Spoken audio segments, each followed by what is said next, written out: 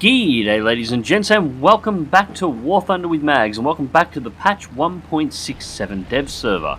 So today we're going to be taking a look at the aircraft of 1.67, or at least most of them. There actually aren't a whole lot of aircraft in this patch. In total there are 6 new aircraft, one of them is a premium, and 2 of them actually share the same physical model with some very minor details. The rest of the aircraft changes so far have been massive model overhauls, which I will not be covering in this video, but I may cover on the next test server. Now, as I recorded these at exactly the same time as I was doing the tanks, and I was on a limited amount of time, I didn't manage to get all of the aircraft either. I got one of the KI-67s, and I missed the new American Premium, which is unfortunate, so they will be on the next video as well. Anyways, everything else I did get, so let's go take a look.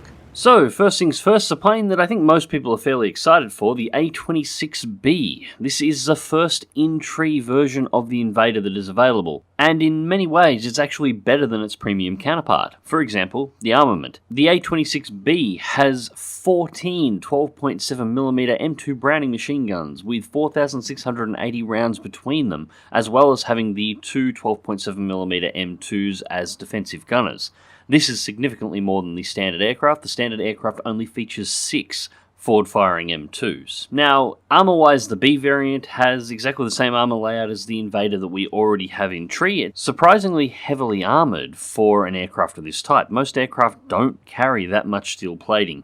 Outside of that, it is virtually identical in its flight performance to the Invader that is already available in-game. And then we go to ordnance loads, and once again we have some differences here. The standard Invader only has access to 500, 1,000, 2,000 pound bombs, but that is not the case with the A26B. This aircraft's bomb load features 16 100 pound bombs, 8 250 pound bombs, 6 500 pound bombs, 4 1,000 pound bombs, and 14 HVAR rockets that are available to this aircraft. This does give it some fairly good tactical flexibility, and a little bit more than the premium aircraft that's already available. I think the 6 500 pounders and the 4 1,000 pounders will be the most heavily used bomb loads. I can see rockets being very effective in ground forces air support role as well. Now, as for the ammunition loadouts on the main guns, we've got default, universal, ground targets, tracers, and stealth, so all of the standard flavours available for the M2s. So, what about flight performance? Well, in all honesty, there's actually not a huge amount for me to say here.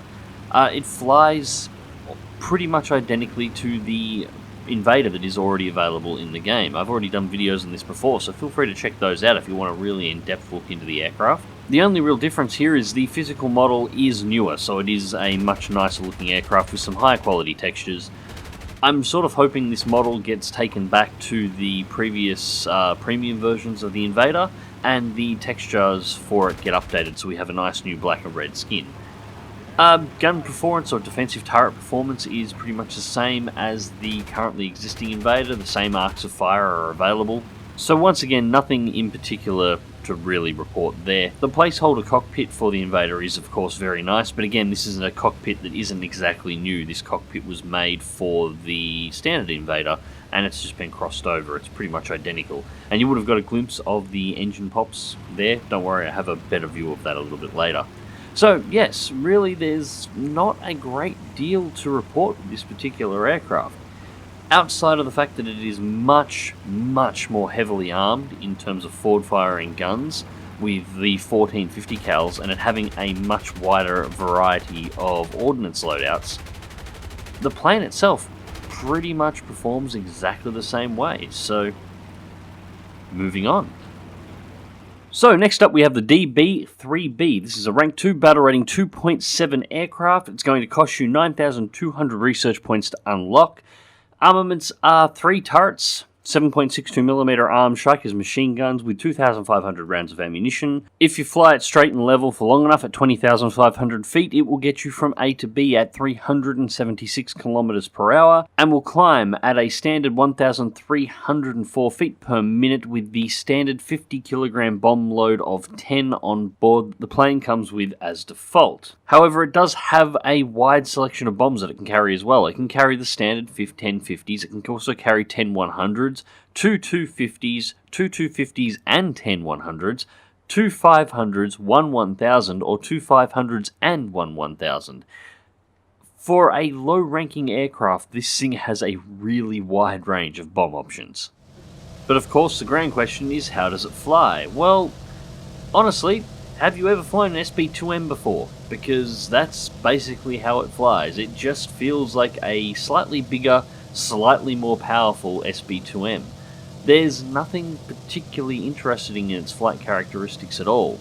It's reasonably maneuverable, as most of the SB2Ms are. It has no mounted forward-firing guns, although the firing arcs on most of the turrets are pretty acceptable, and at low battle ratings, taking manual control of them and using the aircraft to intercept is definitely a valid option, and something that I can see a lot of people actually doing. It'll be a fun strike bomber. That's really all there is to say about it in terms of flight capability, but again, it's not bringing anything particularly unique to the table. Or at least not for arcade or realistic pilots. However, for those of you interested in sim, this was much more interesting. The cockpit is mounted high on this particular aircraft, so it's actually got a surprisingly large amount of view, and you can see the engine pops there coming out. They are actually really well modeled. I think they look kind of fantastic. I like how it looks like the fire is ignited in the pipe further down, so you're only seeing the air tip. The actual ignition is happening further up the pipes. Regardless, the cockpit itself is very interesting. It has a lot of coverage. It almost feels like a big fighter cockpit. That gives this aircraft a rather high level of visibility, which will be something that is very interesting to potential Russian sim players. Anyway, moving on to the next plane. Next up, for the British, we have the Lincoln B Mark II. This is a rank 4 battle rating 6 4-engine heavy bomber. And this thing is really interesting. This is probably my pick of the new aircraft.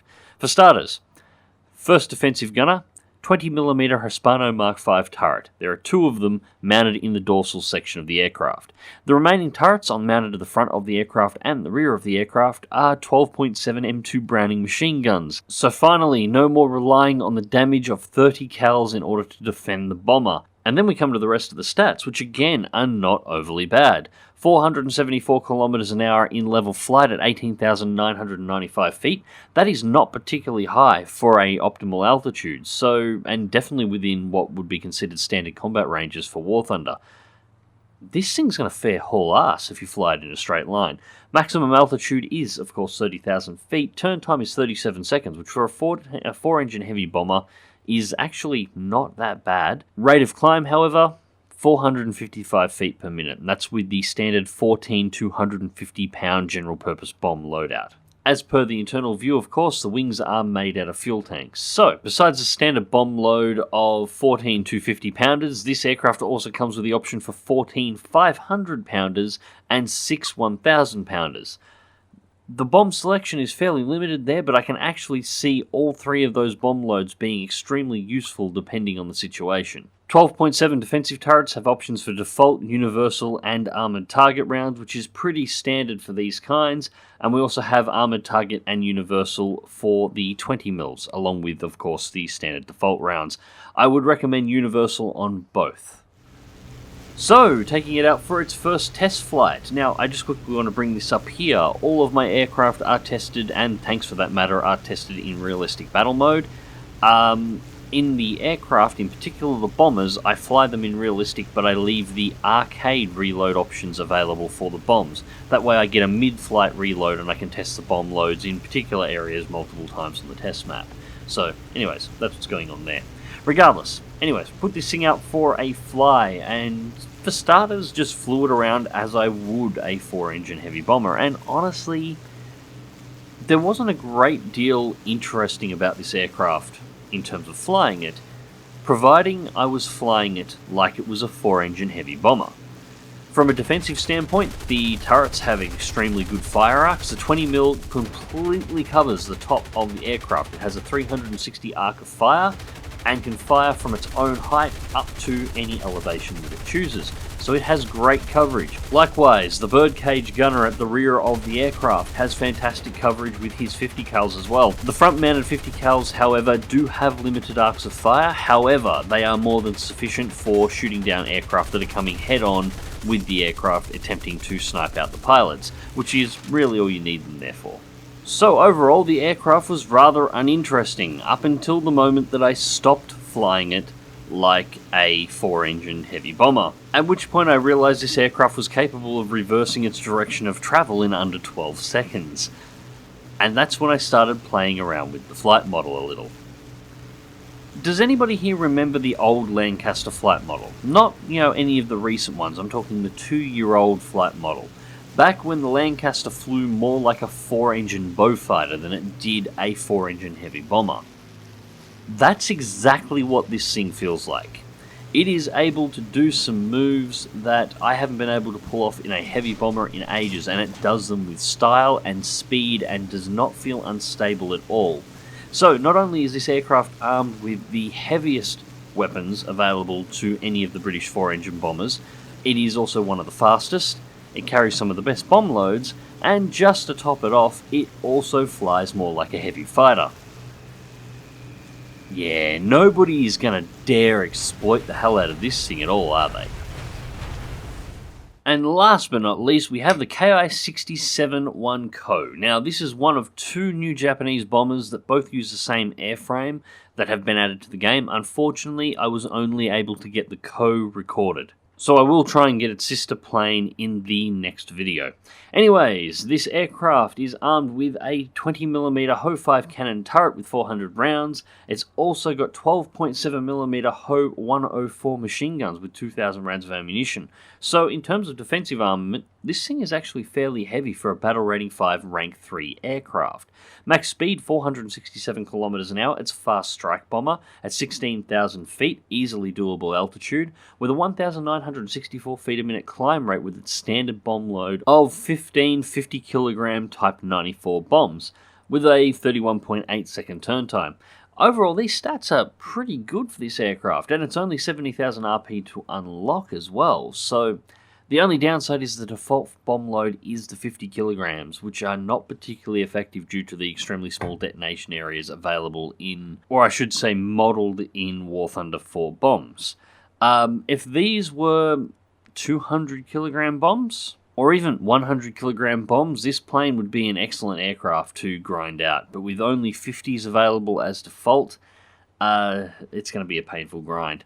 Thankfully, it does have some decent options. You get 8 100s, 3 250s, a Type 91 Mod 3 torpedo, or you get a 500 kilogram bomb. So, in terms of flight performance on the test arena, again, this one is nothing unexpected. Like most Japanese bombers of its kind, the aircraft flies extremely well. It is very fast, it is nimble, it is actually kind of a really beautiful aircraft. The Japanese bombers are pretty attractive across the board. I really do like them. And from a defensive standpoint, doing some basic firing testing, as I always do, I couldn't find any major holes to worry about in terms of its defense. Mainly in regards to different weapons activating. Although I did notice the gunners in the side blisters had a very limited arc of fire. They will basically only fire whenever you are trying to aim between the elevators and the back of the wing. And even then they'll only fire in an area of about 20 to 30 degrees in terms of elevation and depression. So they aren't overly useful.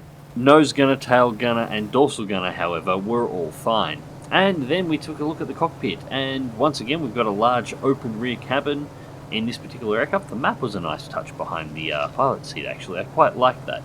As with most Japanese bombers, it has excellent visibility. It's got a lot of glass. That means it's exposed, but you can at least see what's coming. And as a result, I think the aircraft will be particularly popular with sim pilots flying the Japanese. I think this may become a bottom bomber of choice. However, it does fall into the one problem that most Japanese bombers of this kind actually have. They were designed to destroy ships, and not large factories or even large fleets. They were designed to hit a single vehicle and leave, so most of them only have a very small ordnance load, and this plane is absolutely no exception. Its biggest bomb load is actually its 100 kilogram bomb load, with 8 bombs that gives you 800 kilograms that can potentially drop it in battle. However, the 3 250s only give you 750 kilos. And then keeping that in mind, you compare that against the 2.7 Russian bomber that we looked at just a few moments ago, and it can deploy 1,500 kilograms worth of bombs at 2.7 with its maximum bomb load. I'm not entirely sure how Gaijin adjusts the battle rating for Japanese bombers or balances bombers, but clearly it doesn't have a huge amount to do with bomb capability. Anyways, ladies and gents, as I said at the start of the video, we only have 4 planes to look at today. The planes that I missed was the Ki-67 Otsu, which is the older brother to the Ko that we just had a look at, and the B10B Premium, which is actually kind of a really cool looking plane that I do want to get on channel, so I'll be checking that one out as soon as the next dev server goes up. The only other changes inside of Air Forces: for the USSR, the IL-4-4T had a model update, as did the Spitfire 2B had a model update, and all of the Ju-87 lineup had model updates and got themselves refreshed. Most of these planes were relatively old and they were about due for some model tweaking anyway. And that's it. So yeah, not quite so much this patch for planes. Anyways, ladies and gents, I hope you enjoyed the video and thank you very much for watching. Remember to click that like button, subscribe if you want to see more, and until next time, fly smart, fly safe, and I'll catch you in the skies.